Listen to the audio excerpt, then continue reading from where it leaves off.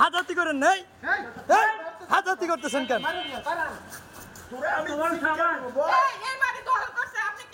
নারায়ণগঞ্জের ফতুল্লায় সংবাদ সংগ্রহ করতে গিয়ে কথিত বিএনপি নেতা শাহাদাত হোসেনের নেতৃত্বে হামলার শিকার হয়েছেন 2 সাংবাদিক সহ 3 জন। বুধবার বিকেলে ফতুল্লার গিরিধারা বউবাজার এলাকায় এ ঘটনা ঘটে।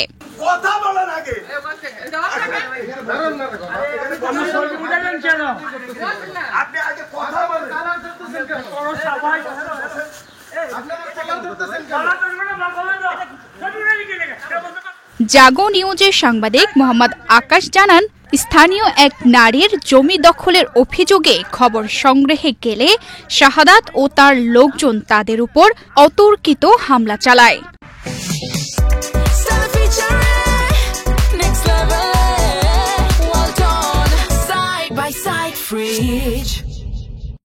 হামলাকারীরা সাংবাদিক আকাশ, ক্যামেরাম্যান আব্দুল্লাহ আল মামুন এবং সহযোগী আয়াজকে বেধড়ক মারধর করে।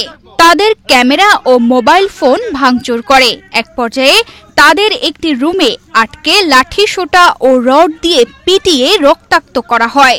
পরে খবর পেয়ে পুলিশ এসে 3 জনকে উদ্ধার করে এবং আহতদের নারায়ণগঞ্জ 300 শয্যা বিশিষ্ট খানপুর হাসপাতালে ভর্তি করা হয়েছে।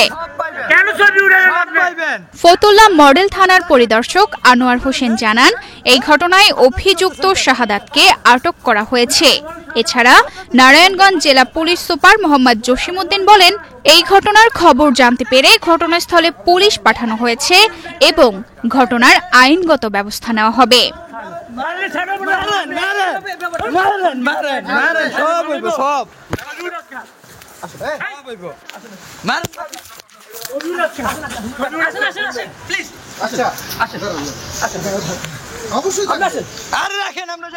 তানজিদা রহমান, ইনায়া, বাংলাদেশ প্রতিদিন।